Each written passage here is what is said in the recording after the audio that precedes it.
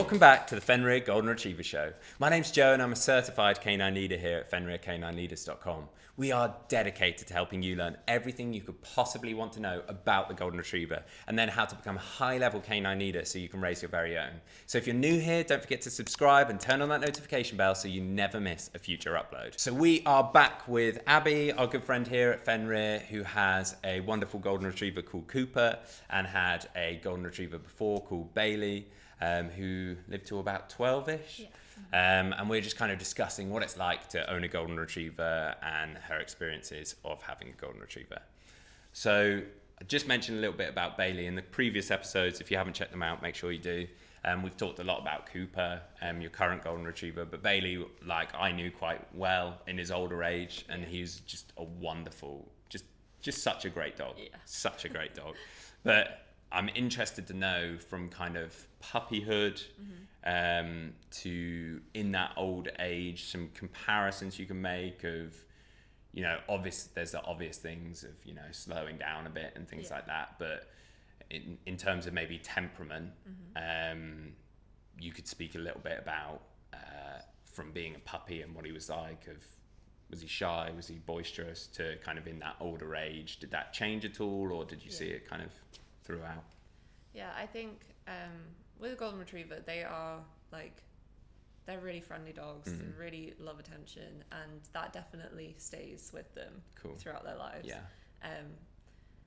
When they're a puppy, they are a lot more energetic, like super energetic, and getting them to like do all different sorts of training and things like can be quite difficult sometimes, but it just takes like a lot of work. But I've noticed like from having Bailey, as he got older, he just wanted to like just kind of be with you, and his temperament kind of chilled out a bit, and he just wanted to be close, and like he'd be happy just to sit and cuddle with you just for like I don't know how long, probably all day, but yeah, so which is very different to when he was a puppy, when he just wanted to play. In terms of exercise with Bailey, of being very energetic and stuff, when he was in his older age, obviously probably not wanting to do as much exercise or wasn't able to, but was he still keen on going out on walks and still kind of going, please can we go?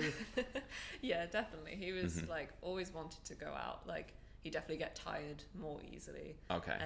So like when he was growing up, we'd go on like family bike rides and things, and he was desperate to like be at the front. Oh, really? Amazing. Yeah, so he'd have to be at the front, and he'd be like running for miles, and like, but he could not do that in his older age. Of course. So it would be a lot of like little walks near us, just like on paths, letting him off lead a bit. Yeah. Like going into streams and things like that. Yeah. Like was he still keen on going out though, or did he get to a point where it's just like, I'm not bothered about this anymore? No, it was always exciting for him to like. It was like the event of the day. Like, I'm going to go for a walk. So. Have you learned a lot from that process of, you know, the whole of Bailey's life of then getting a new Golden Retriever? Is there a lot of things you've learned from having Bailey to now having Cooper, and things you've taken across in terms of training or exercise or manners? Or yeah, I think we learnt a lot with Bailey, like being a young family with a Golden Retriever. Like they are amazing with kids, and they were like the perfect dog for us.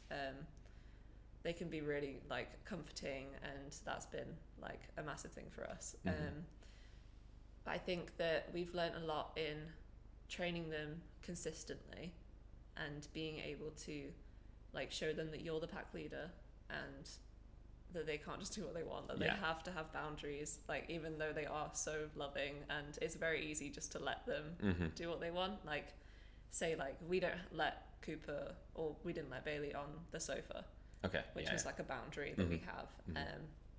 But like say Cooper now will like test his luck a little bit, launch up onto the sofa and things like that, and it's just we've learned that from, because Bailey used to do it as well, and we've had to learn like to really show those boundaries, even though you may want to cuddle your dog, like you have to really show them.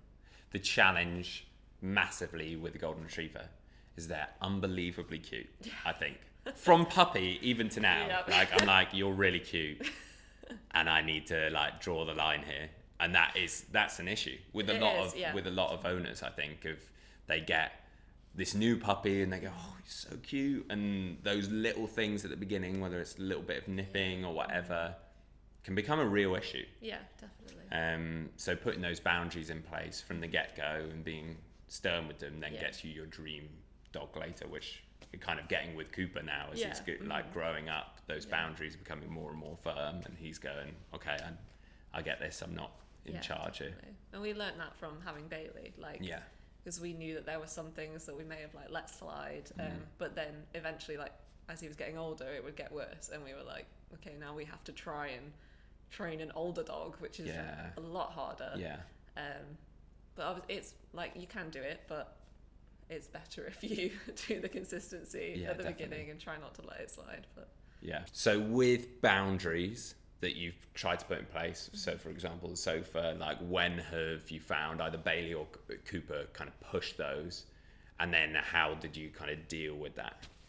So with Cooper at the minute, he's still pushing those boundaries. He's only 2, so and I don't think people realize that you need to keep training, like, for the first few years of a dog's life. They are still going to be like puppy mode, like still pushing the boundaries and still figuring out what they can and can't do. And so Cooper at the minute will just it's usually when my dad's not in the room, because I think he just sees him as like alpha male, like I can't do anything when he's in the room. But like, he will say like my mum is sat on the sofa, he will go straight over to her, and like his head is on her lap, and it's just like a sudden like launch. Oh really? And he is I was going to say, is it like a gradual like trying to get up on the sofa? No, sometimes it's just I'm going.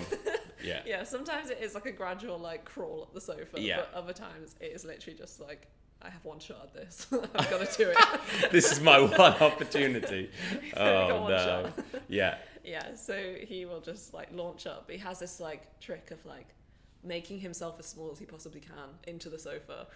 It's quite funny, but then you're like, no, you're not allowed to do that. Like, those boundaries again, and it's so hard because he does look so cute.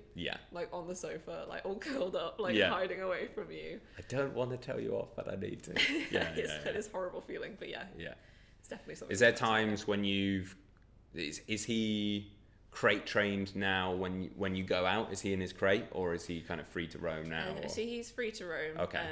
He's not allowed upstairs, which is like another boundary that we've had. So he has like the whole of the downstairs. We have had to use like gates.